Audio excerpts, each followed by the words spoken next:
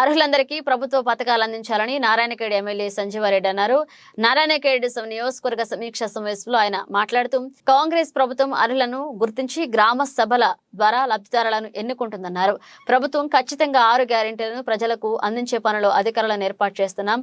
అలాగే ఈ కార్యక్రమంలో Narayankhed RDO Venkatesham, DPO Suresh Mohan, Narayankhed DSP Venkatreddy, Narayankhed CI Srinivasreddy, Narayankhed నియోజకవర్గానికి సంబంధించిన తహసీల్దార్లు, ఎంపీడీఓలు, పంచాయతీ సెక్రటరీలు పాల్గొన్నారు. కొన్ని కుటుంబాలలో ఒకటే కుటుంబంకు 2-3 కనెక్షన్లు ఉండొచ్చు, గ్యాస్ కనెక్షన్. తర్వాత ఇంకో కొన్ని కుటుంబాలలో ఏంటంటే ఇద్దరు అన్నదమ్ములు, ముగ్గురు అన్నదమ్ములు ఉంటే కూడా ఒకటే సిలిండర్ ఉండొచ్చు. అప్పుడు మనకు ప్రాబ్లం వస్తుంది.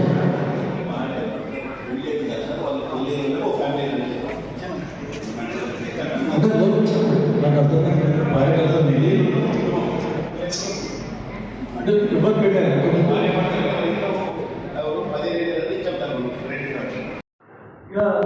దీంట్లో కూడా భూమి రికార్డులలో కూడా తహసీల్దార్కి బాగా తెలిసిన విషయం. భూమి రికార్డులలో కూడా భూమి ఒక యజమాని పేరు మీద ఉంటుంది. తరతరాల నుంచి వాళ్ళు భూమి అనుభవిస్తూ ఉన్నారు. ఇంకా కాస్త చేసుకొని వాళ్ళు వ్యవసాయం చేసుకొని బతుకుతూ ఉన్నారు. అక్కడ వాళ్ళ పేర్ల మీద పాస్బుక్లు ఉంటాయి. ఏదో ఒక లిటిగేషన్ ఉంటుంది. లిటిగేషన్ ఉంటే దానికి ఎంక్వైరీకి రాస్తారు, పోయి సర్వే చేస్తారు. సర్వే చేసి వాళ్ళు ఏం చేస్తారు, పంచనామా చేస్తారు. పంచనామా చేసి ప్రొసీడింగ్ ఇస్తారు. ఒకవేళ కోర్టు ఆర్డర్స్ ఏమైనా వాళ్ళకి వ్యతిరేకంగా వస్తే కోర్టు ఆర్డర్ ప్రకారం ప్రొసీడింగ్ ఇస్తారు, జరిగిపోతుంది. కోర్టు ఆర్డర్ ప్రకారమే ఆన్లైన్లో ఎంట్రీ చేస్తే చాలా సంతోషం. ఎంతోమంది తహసీల్దారులు కోర్టు ఆర్డర్ ఉంటే కూడా అది ఎంట్రీ చేయకుండా ఎవరో అర్థమకుల పేరు తెలవాలి. పట్టదారు పొజిషన్లో ఉన్నోళ్ళు ఎలిజిబుల్ కాదు, కోర్టు ఆర్డర్లో వచ్చిన వాళ్ళు కూడా ఎలిజిబుల్ కాదు. ఎవరో 1% పేరు మీద ఆన్లైన్లో ఎక్కేయడం జరిగింది. ఇది ప్రాక్టికల్గా నేను చూశాను కాబట్టి నేను చెప్తా ఉన్నాను. ఎందుకంటే అక్కడ ఉండేది ఒకటి రికార్డ్స్, ఇక్కడ ఉండేది ఒకటి. తర్వాత కొత్త తహసీల్దార్ వచ్చిన తర్వాత ఏం సార్ ఇట్లా అయిపోయింది అంటే, సార్ నాకేం తెలుసు, ఆయన చేసిపోయింది. ఇక దానికి అంతే లేదు. ఇట్లాంటివి చాలా కూడా ఉన్నాడు. కాబట్టి జరిగింది గత ప్రభుత్వంలో ఏం జరిగిందో దాని గురించి ఊరికే మనం ఆలోచిస్తుంటే ఇప్పుడు వచ్చే పని కూడా మనం ఖరాబ్ అవుతుంది, పాడవుతుంది. కాబట్టి మీకు రిక్వెస్ట్ చేసేది ఏంటంటే పకడ్బందీగా డేటా ఎంట్రీ కానీ, రికార్డ్ మెయింటెనెన్స్ కానీ, తర్వాత ఎలిజిబిలిటీ క్రైటీరియాలు మనం అందరికి బెనిఫిషియరీకి ఉపయోగపడే విధంగా ప్రతి ఒక్కరూ మనం అందరం పంచాయత్ సెక్రటరీని పట్టుకొని పై అధికారుల వల్ల కూడా కృషి చేయాలని చెప్పేసి మనకి మరీ అందరికీ రిక్వెస్ట్ చేస్తూ ముగిస్తున్నాను. కళ్యాణ లక్ష్మి శ్రీకాకుళం మండలికి సంబంధించి పాప 6 నెలల నుంచి 1 year నుంచి తిరుగుతూనే ఉన్నాడు. తర్వాత వచ్చి నా దగ్గరికి వస్తే చూస్తే అది ఎప్పుడో కదా 1.5 year కింద నమోదైందని చెప్తున్నారు. కానీ అక్కడ డేటా చూస్తే అక్కడ నమోదు కాలేదు. ఎవరు తీసుకున్నారంటే ఎవరో ఒక అక్కడ నాయకులు, కార్యకర్తలు తీసుకొని మేము చేసేసిన వస్తుంది అని చెప్పి అక్కడ చూస్తే అక్కడ లేదు, రాలేదు. చూసి ఏం చేసి లాస్ట్కు వరగంట కింద ₹1,00,000 ఇస్తావా లేదా అని చెప్పేసి అల్లుడు ఊరేసుకొని చనిపోయాడు. చనిపోయిన తర్వాత మళ్ళా వచ్చి మేము అప్పటికి అప్లై చేస్తే మరి వస్తుందా రాదా సార్, మరి ఇప్పుడు అంటే చనిపోయింది బాబు ఇంట్లో వస్తుంది మీకు, మళ్ళీ కొత్తగా పెళ్ళి అయితే చూడి పెళ్లి నమోదు కాకపోతే, రిజిస్ట్రేషన్ కాకపోతే కొత్తగా పెళ్లి చేసుకుంటే మళ్ళీ ఒకసారి మనసులో మళ్ళీ కళ్యాణానికి పిలిపించే విధంగా చూద్దామని అంటే చెప్పేమంటున్నాడు. ఆల్రెడీ 2 పిల్లలంట, మళ్ళీ ఆమె ప్రెగ్నెంట్ ఉంది. అంటే అర్థం చేసుకోండి ఎట్లాంటి పరిస్థితి ఉంటుందని చెప్పేసి అర్థం చేసుకోండి. కాబట్టి మనం ఒక చిన్న పొరపాటు వలన ఒక జీవితం నాశనమయ్యే అవకాశం ఉంటుంది. కొంచెం కష్టంగా పర్వాలేదు, ఓపికతో. ఎందుకంటే మీకు ఇంకా ఎక్సెస్ టైం కావాలంటే పై అధికారులని కలెక్టర్ గారు దృష్టికి తీసుకొని ఇంకా కూడా ఎక్కువ రోజులు మనం ఇప్పించే ప్రయత్నం కూడా చేస్తామని చెప్పి చెప్తా ఉన్నాం. ఇంకోటి గత ప్రభుత్వంలో మీకు టెన్షన్ పెట్టినట్లు మా మంత్రివర్యులు గౌరవనీయులు దామోదర్ రాజనరసింహ గారు కూడా మీటింగ్లో చెప్పడం జరిగింది. ఏ టెన్షన్ గురి కావద్దు, పకడ్బందీగా చేసే పని పకడ్బందీగా చేద్దాం. మీకు ఎవరికి సహాయ సహకారాలు కావాలని కూడా మా ప్రభుత్వం అండగా ఉంటుంది. ఇప్పుడు జేబులో నుంచి పైసలు పెట్టుకోవాల్సిన అవసరం లేదు. ఎందుకంటే మీరు అయినంత మటుకు ఆ గ్రామ పంచాయతీ ఇచ్చే ₹10,000 లోపలే రిస్ట్రిక్టెడ్ అయ్యింది, సదుపాయాలు కల్పించవలసిన అవసరం ఉంది. ఒకవేళ మీ చేతి నుంచి ఏమన్నా 1,000-2,000 ఊరికే రాయకూడదు. ఒకవేళ అవసరం పడితే ఇంకా 1,000-2,000 అయితే కూడా ఎక్సెస్గా నా తరఫున నేనేమన్నా మీకు అవసరం ఉంటే చేసే పనిని పకడ్బందీగా చేసి పూరేస్ కమాండ్ పూర్ నిన్న కూడా ఇదే చెప్పిన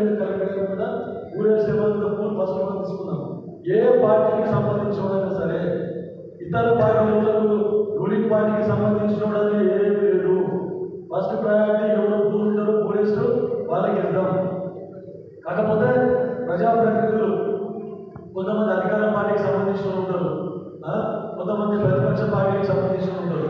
ఏదైనా కన్సిడరేషన్ బట్ అలా కూడా ఏదైనా కన్సిడరేషన్ చేయమంటే చేయాలి. తప్పితే చట్టానికి విరుద్ధంగా మనం పోతే మన ఉద్యోగాలు పోతాయి. ఈరోజు ఎన్ని మీకు చాలా ఎగ్జాంపుల్ చెప్తాను. పంచాయత్ సెక్రటరీలు, తర్వాత ఎక్కడెక్కడ పై అధికారులు కూడా, ఎంపీడీఓస్, ఈవెన్ తహసీల్దార్స్ కూడా ఎక్కడెక్కడ దొరుకుతారని చెప్తే ఈరోజు ఆర్టీఐ కింద పెట్టి తీసుకుంటే చాలా తప్పులు చెప్పించింది ప్రభుత్వం. గత ప్రభుత్వం చాలా తప్పిదాలు చెప్పించింది. ఈరోజు ఎవరు బాధ్యులు వాళ్ళే బాధ్యులు అవుతారు. వాళ్ళే ఉండదు 5 సంవత్సరాలు కాగానే మేము చలో వాళ్ళ చింతగిస్తాం, మాకు అవసరం లేదు. మన అధికారులు మొత్తం రిటైర్మెంట్ అయ్యే వరకు మన కుటుంబం మొత్తం వాళ్ళ జీతం మీద ఆధారపడి ఉంటుంది. వాళ్ళ 5 సంవత్సరాలు మా పేరు 5 సంవత్సరాలు బాధ్యత చేస్తే మాకు ప్రజలు మంచి పేరు వస్తుంది. మాకు లేదంటే కూడా మేము మాకే బాధ్యత అనేది ఏమి ఉండదు. మా మీద ఎలాంటి ఇది కూడా కాదు. ఫస్ట్ మీ మీదనే ఏదో కూడా యాక్షన్ ఫస్ట్ మీ మీద. కాబట్టి అక్కడ కాకుండా చట్టానికి లోబడి ఇంకా ఒకవేళ గైడ్లైన్స్ ఏమైనా ఒకవేళ మనకి డౌట్ ఉంటే దాన్ని ఎట్లా మనము మార్చుకునే విధంగా మనం బెనిఫిషరీకి లాభం అయ్యే విధంగా మనం గైడ్లైన్స్ కూడా మార్చుకోవడానికి అవసరం. బెనిఫిషరీకి బెనిఫిట్ అయిందంటే చట్టం కొంచెం డివేట్ అయితే కూడా ఎవరు ఏమన్నారు, అరే పాపం ఆయన కూడా తప్పలేదు, చట్టం ఏం చెప్పినా కూడా ఆయనకు పాపం వేరే కూడా బెనిఫిట్ కావాలని ఆయనకు చట్టానికి అతీతంగా ఆయనకు ఏం చేసిందంటే ఏ గవర్నమెంట్ కూడా మీకు ఏమన్నది, ఏ పై అధికారులు కూడా మీ మీద చర్య తీసుకోవాలని చెప్తూ ఇంకా ఏమన్నా ఉంటే, ఎందుకంటే ఈ డేటా ఎంట్రీ ఆపరేటర్స్ గురించి కూడా చెప్పవలసిన బాధ్యత ఉంటుంది. పెన్షన్స్ విషయంలో, కళ్యాణ లక్ష్మి విషయంలో చాలా తప్పులు జరిగింది. పెన్షన్ల విషయంలో కూడా అప్లికేషన్లో ఉన్న పెన్షన్లు కాకుండా అప్లికేషన్లో ఒకటి ఉంటాయి, డేటా ఎంట్రీ మొత్తం వేరే పేర్లు ఉంటాయి. అక్కడ వాళ్ళకి ఏం తెలుసు అక్కడ. ఇంకోటి, ఈ ఫిజికల్గా మనం ఏదైతే అప్లికేషన్ తీసుకుంటున్నామో ఖచ్చితంగా ప్రిజర్వ్ చేయాలి. డేటాకు దానికి టాలీ అవుతుందా లేదా ఫ్యూచర్లో కూడా మనం క్లారిఫికేషన్ క్రాస్ చెక్ చేసుకోవాల్సిన అవసరం ఉన్నది. ఇప్పుడు ఎన్నో జాగ్రత్తలు చూసాను, ఇది పెన్షన్ల గురించి డేటా ఎంట్రీలో పేర్లు వేరే ఉంది. అప్లికేషన్ వచ్చిన అందరూ ఉన్నాడు. ఒకవేళ మనకు ఒక కోటా ఉంటుంది అనుకోండి, మనం రిస్ట్రిక్షన్ 100 పెన్షన్ ఈ విలేజ్కి ఇప్పుడు రిలీజ్ చేస్తున్నాం అంటే అంటే 50 అప్లికేషన్లు పెట్టుకునే ఉంటాయి. ఇంకా 40 ఎమ్మెల్యే చెప్పిండో, జడ్పీసీ చెప్పిండో, ఎంపీ చెప్పిండో అని చెప్పేసి ఇంకా 40 వేరే పేరు లేదు అంటే డబ్బులు తీసుకొని డేటా ఎంట్రీ ఆపరేటర్స్ డబ్బులు తీసుకొని ఆయనకి ఇష్టం వచ్చిన పేర్లే తీసుకుంటారు. డేటా ఎంట్రీ ఆపరేటర్లు ఈరోజు మీ అందరి ప్రభుత్వ అధికారుల కంటే ఎక్కువ సంపాదించిన డేటా ఎంట్రీ ఆపరేటర్లు అని నేను నిర్మోహమాటంగా చెప్తున్నాను. కాబట్టి ఇది చాలా జాగ్రత్తగా ఉండాలి. మీ బాధ్యత ఒకటి కాదు, అన్ని తీసుకొని ఫిజికల్ రికార్డ్స్ ప్రిజర్వ్ చేసుకుంటూ దాన్ని మీ కస్టడీలో ఉంచుకుంటూ మొత్తం డేటా ఎంట్రీ రిజిస్టర్ అయ్యే వరకు, ఆన్లైన్ రిజిస్టర్ అయ్యే వరకు కూడా మీరు దయచేసి మీ బాధ్యత వహించి ఇప్పుడు మీ పంచాయత్ సెక్రటరీ కానీ, తర్వాత టీమ్ లీడర్ కానీ, వీళ్ళందరూ కూడా అందరూ బాధ్యత ఉంటుంది.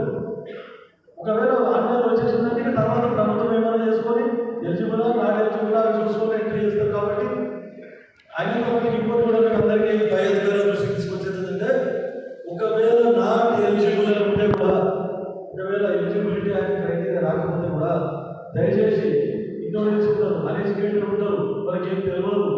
కాబట్టి ఎట్లయితే ఎలిజిబిలిటీ వస్తారు వాళ్ళకు ఎలిజిబిలిటీ క్రైటీరియాలో ఏ విధంగా అయితే పూర్తి చేయగలుగుతాం, ఆ బెనిఫిషియరీకి ఏ విధంగా అయితే బెనిఫిట్ ఇవ్వగలుగుతాం అని కొంచెం మనం ఆలోచించి దాని ప్రకారం ఆ క్రైటీరియాను మార్చి కూడా మనకి బెనిఫిట్ అయ్యే విధంగా మీరందరూ చూడాలని చెప్పేసి నా పర్సనల్